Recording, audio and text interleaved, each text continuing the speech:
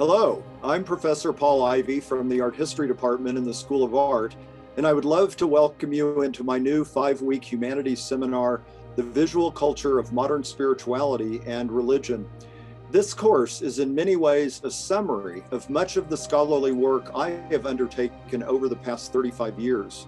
Throughout this course, we will look to spirituality as a quest for connections through art, architecture, music, and film.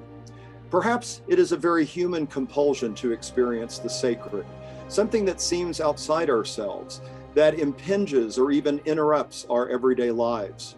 Perhaps this desire for connections is really an element of our own consciousness, validating our common humanity.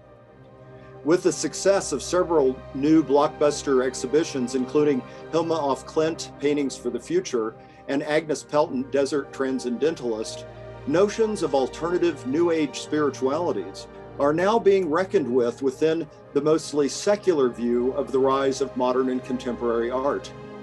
This course will attempt to re-enchant this history with the important ideas of esoteric spirituality that directly influenced modern and contemporary art and visual culture.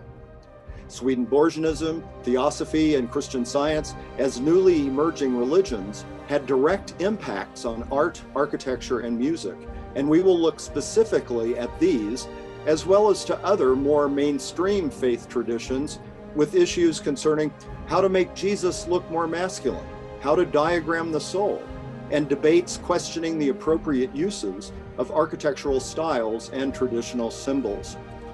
We'll look at the rise of memorials, cemeteries, and other monuments to the spirit of individuals and groups. We'll examine the German Bauhaus, the legacy of abstract expressionism, and pursue themes of spirituality and visionary outsider art.